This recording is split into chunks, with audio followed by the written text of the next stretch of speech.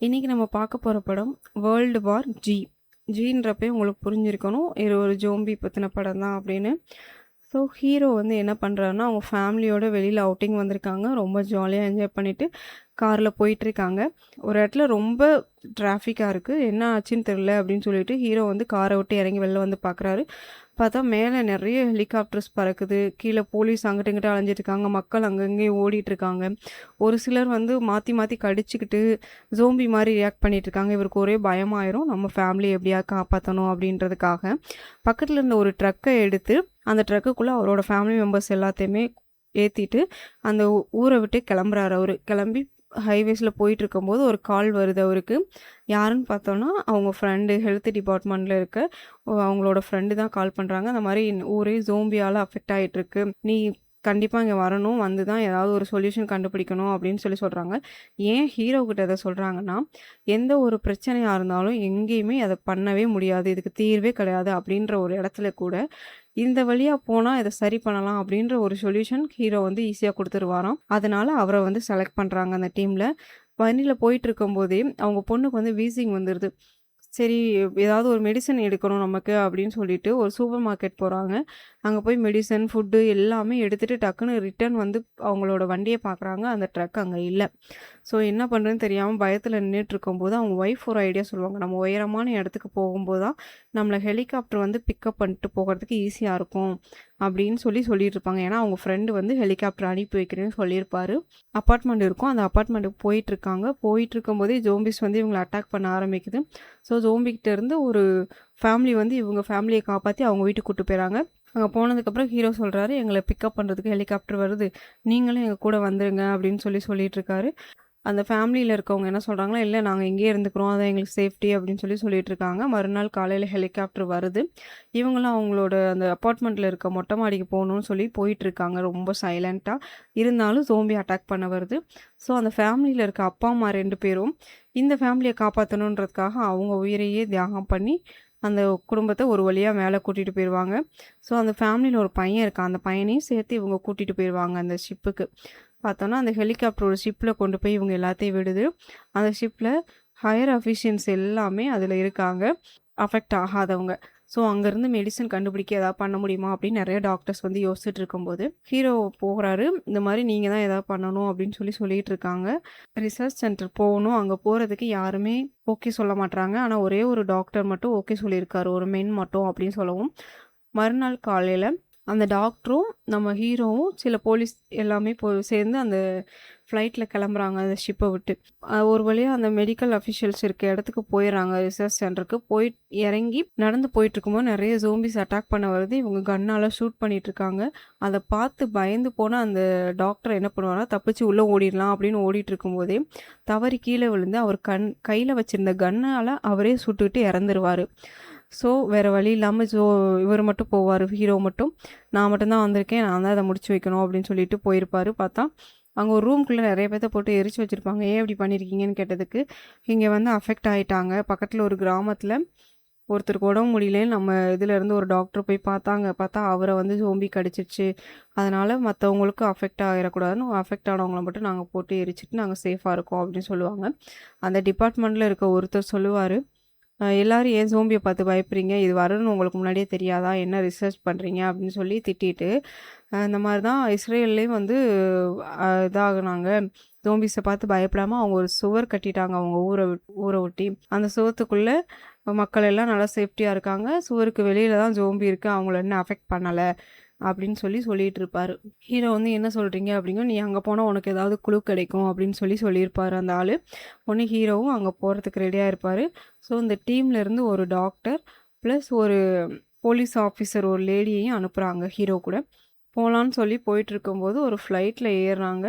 போய் அந்த இஸ்ரேலுக்கு போயிடுறாங்க. போய் பார்த்தோன்னா அந்த ஆள் சொல்லுவார், நாங்கள் இது வந்து இந்தியாவில் பரவிட்டு இருக்கும்போது தான் நாங்கள் கண்டுபிடிச்சோம், அங்கேருந்து தான் அந்த மாதிரி எங்களுக்கு இன்ஃபர்மேஷன் கிடச்சிச்சு. ஸோ நாங்கள் எங்களை ப்ரொடெக்ட் பண்ணலான்னு சொல்லிட்டு இந்த மாதிரி ஒரு வேலை பண்ணியிருக்கோம். சுவருக்கு வெளியில் தான் ஜோம்பிஸ் இருப்பாங்க, உள்ளே நாங்கள் வந்து சேஃப்டியாக இருக்கோம் அப்படின்னு சொல்லிட்டு இருப்பாரு. அப்போ நான் இப்போ திரும்ப இந்தியாவுக்கு போகணுமா அப்படின்னு ஹீரோ சொல்லவும், இந்தியாவுக்கு போவேனா, ஏன்னா நீ போனாலும் ஒரு யூஸும் இல்லை, அங்கே எல்லாருமே ஆல்ரெடி டெத் ஆகிட்டாங்க அப்படின்னு சொல்லிட்டு இருக்கும்போது, இந்த சுவத்துக்குள்ளே சேஃப்டியாக இருக்காங்க பார்த்தியா, அவங்க எல்லாருமே என்ன பண்ணுவாங்கன்னா, ப்ரேயர் பண்ணுறேன்ற பட்சத்தில் கத்திட்டு கிடப்பாங்க.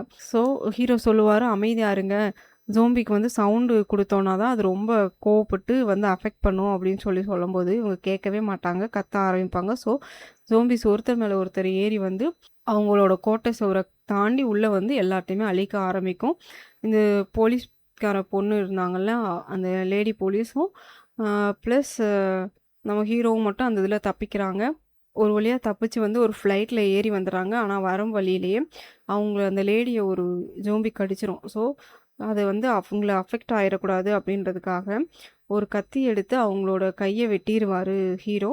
ஸோ ஃப்ளைட் ஏறி வந்ததுக்கப்புறம் அவங்களுக்கு மெடிசன் போட்டுட்ருக்காங்க. இங்கே வந்ததுக்கப்புறம் ஒரு விஷயம் அவருக்கு ஞாபகம் வரும். அந்த டாக்டர் சொன்ன விஷயம், இவர் கூட ஒரு டாக்டர் வந்தார் இல்லையா, அவர் என்ன சொல்கிறாருன்னா, ஒரு பிரச்சனை இருக்குன்னா அந்த பிரச்சனையை சரி பண்ணுறதுக்கான சொல்யூஷன் அந்த பிரச்சனைக்குள்ளேயே தான் இருக்கும், நம்ம தான் ரிலாக்ஸாக உட்காந்து தேடணும் அப்படின்னு சொல்லியிருப்பார்.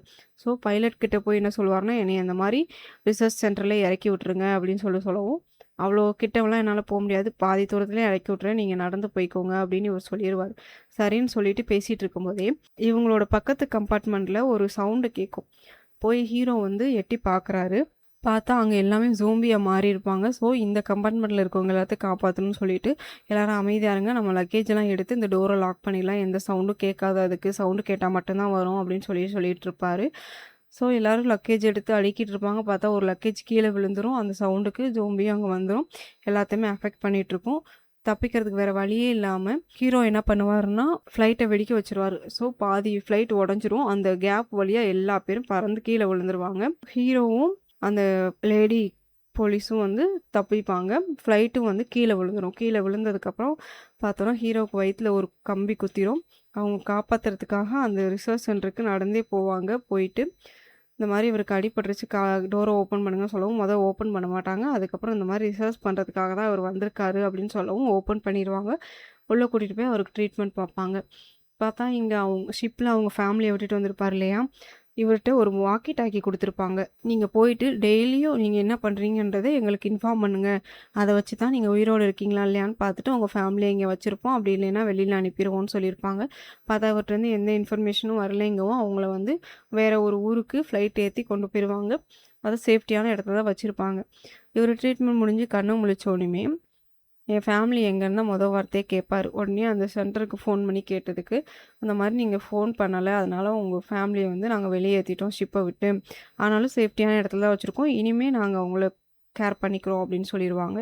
இங்கே இந்த டீம் மெம்பர்ஸ் கிட்ட எல்லாத்துட்டையுமே உட்காந்து ஹீரோ பேசிகிட்டு இருப்பார். இதுக்கு என்ன தான் தீர்வு, எங்கே பார்த்தாலும் இப்படியே இருந்துகிட்ருக்கு, எந்த ஒரு மெடிசன்மா இதுக்கு நீங்கள் என்ன கண்டுபிடிக்கல அப்படின்னு பேசிகிட்டு இருக்கும்போது, யார் போய் துணிஞ்சு கண்டுபிடிக்கிறது, எல்லாத்துக்குமே வெளியில் போனால் உயிர் போயிருமோன்ற பயம்தான் அப்படின்னு சொல்லி பேசிகிட்டு இருப்பாங்க. இவருக்கு அப்போ ஒரு விஷயம் ஞாபகம் வரும். ஒரு ரிசர்ச் சென்டர் போனார் இல்லையா, அங்கே பார்த்தோன்னா அஃபெக்ட் ஆனவங்களை எரிச்சிட்டோன்னு சொல்லுவாங்கள்ல, ஆனால் அந்த இடத்துல அஃபெக்ட் ஆனவங்க கூடயே போன ஒருத்தர் இருப்பார். ஆனால் அவர் மட்டும் சோம்பியால் அஃபெக்ட் ஆகிருக்க மாட்டார். அதுக்கப்புறம் பார்த்தோன்னா அந்த டாக்டர் சொல்லியிருப்பார் இல்லையா, பிரச்சனைக்குள்ளேயே தான் தீர்வு இருக்குன்னு, அந்த 2 விஷயமும் இவர் மண்டையில் போட்டு ரொம்ப குழப்பிட்டு இருப்பார். அப்போ தான் இவருக்கு ஒரு யோசனை தோணுது, ஏதாவது ஒரு வைரஸ் நம்ம பாடியில் இருந்துச்சு அப்படின்னா அது வந்து ஜோம்பிக்கு வந்து ஒரு இதாக இருக்காது, அது வந்து நம்மளை அட்டாக் பண்ணாது, நம்ம ஃப்ரெஷ்ஷாக இருக்கனால தான் நம்மளை அட்டாக் பண்ணுது. அப்போ நம்ம ஏதாவது ஒரு வைரஸை நம்ம உடம்புக்குள்ளே போட்டுட்டு ஜோம்பிக்கிட்ட போய் நின்று பார்க்கணும், நம்மளை அட்டாக் பண்ணுதா இல்லையான்னு அப்படின்னு சொல்லிட்டு இருப்பார். யார் அவங்களோட உயிரை பணைய வச்சு இந்த ரிசர்ச் பண்ண முடியும் அப்படின்னு சொல்லி பேசிகிட்டு இருக்கும்போது, நான் பண்ணுறேன் அப்படின்றவார் இவர். பார்த்தோன்னா அவங்க ஒரு வைரஸ்லாம் வந்து ப்ரிசர்வ் பண்ணி வச்சுருக்க ஒரு ரூம் இருக்கும். அந்த ரூமுக்குள்ளே பார்த்தோன்னா நிறைய ஜோம்பிஸ் இருக்கும். இந்த ஜோம்பிஸ்லாம் கடந்து நம்ம எப்படி போகிறது அப்படின்னு பேசிகிட்டு இருக்கும்போது, நானும் வரேன் அப்படின்னு அந்த லேடி போலீஸ் சொல்லிடுவான். பார்த்தா ஹீரோ, அந்த லேடி போலீஸ், அந்த டிபார்ட்மெண்ட்டில் இருக்க ஒரு ஆள் 3 பேர் சேர்ந்து உள்ளே போகிறாங்க. உள்ளே போயிட்டே இருக்கும்போது ஜோம்பிஸ் இவங்களை பார்த்து அட்டாக் பண்ண வருது. இவர் சொல்லுவார், நான் வந்து ஓடுறேன், என்னை துரத்திட்டு வரும், நீங்கள் அந்த நேரத்தில் வெளியில் ஓடி டோர் லாக் பண்ணிக்கோங்கவும் இவங்களும் அதே மாதிரியே டோர் லாக் பண்ணிக்குவாங்க. வெளியில் ஓடியாந்து இவர் டக்குன்னு ஓடி போய் ஒரு ரூமுக்குள்ளே போயிட்டு லாக் பண்ணிக்குவார். பார்த்தோன்னா அங்கே ஒரு ப்ரிசர்வ் பண்ணி வச்சுருக்க ஒரு ரூம் இருக்கும். அந்த ரூமுக்குள்ளே போகிறதுக்கு கீ இல்லை இவர்கிட்ட. ஸோ டோரை உடைக்கலாம் அப்படின்னு சொல்லி போயிட்டுருக்கும்போது தான் இவங்க என்ன பண்ணுவாங்கன்னா, வாய்ஸ் ரெக்கார்டில் பேசுவாங்க. இந்த மாதிரி அதுக்கு பாஸ்வேர்டு இந்த பாஸ்வேர்டு தான் அப்படின்னு சொல்லுவோம். அவர் பாஸ்வேர்டு போட்டு அந்த ரூமுக்குள்ளே போயிடுவார். போயிட்டு டோர் லாக் பண்ணிக்குவார். எந்த வைரஸ் எடுக்கணும்னு இவருக்கு புரியலை. ஸோ இருக்கிற எல்லாத்தையுமே எடுத்து ஐஸ் பேக்கில் போட்டு பேக் பண்ணிகிட்டு இருப்பார். பேக் பண்ணி முடிச்சுட்டு திரும்பி பார்த்தோன்னா அங்கே ஒரு ஜோம்பி நின்றுட்டுருக்கா அவர் இருக்கிற ரூம் பக்கத்தில். பார்த்தா அவர் என்ன பண்ணுறதுன்னு புரியலை. இத நம்ம இங்கேயே டெஸ்ட் பண்ணிருவோம் அப்படின்னு சொல்லிட்டு, அவங்க ஃபேமிலிய மிஸ் பண்றேன் அப்படின்னு சொல்லி ஒரு நேம் போர்ட்ல I love my family, I miss you அப்படின்னு சொல்லிட்டு எழுதி கேமரா முன்னாடி காமிச்சுட்டு, என் ஃபேமிலிக்கு நான் உயிரோட இருந்தேன்னா என்னன்னு சொல்லுங்க, இல்லைன்னா சொல்லிருங்க எப்படின்னு. என் ஃபேமிலிய பார்த்துக்கோங்க அப்படின்னு அவரு சொல்லிட்டு, ஒரு வைரஸ் இன்ஜெக்ஷன் எடுத்து அவரு போட்டுட்டு ஒரு 1/2 மணி நேரம் அந்த ரூம்குள்ள வெயிட் பண்றாரு.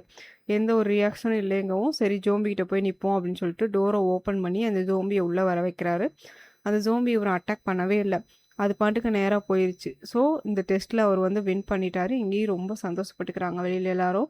எல்லா ஜோம்பிஸையும் கடந்து அந்த ரூம் வழியா வெளியில வராரு. வந்ததுக்கப்புறம் மெடிசின் கண்டுபிடிச்சிட்டோம் அப்படின்ட்டு, கண்டுபிடிச்ச மெடிசின எல்லா ஊருகளுமே, எல்லா நாட்டுக்குமே வந்து இந்த டிபார்ட்மெண்ட் குடுத்துட்ருக்காங்க. பார்த்தா ஆல்ரெடி அஃபெக்ட் ஆனவங்கள எல்லாம் அஃபெக்ட் ஆகாதவங்க அந்த வைரஸ போட்டுக்கிட்டு, அஃபெக்ட் ஆனவங்களெல்லாம் தூக்கி ஒரு இடத்துல வச்சு எரிச்சிடுறாங்க. இங்க ஹீரோவும் அவங்க ஃபேமிலிய வந்து மீட் பண்ணி ரொம்ப சந்தோஷமா வாழ்ந்துட்டுருக்காங்க. இதோட படம் முடிஞ்சிருச்சு.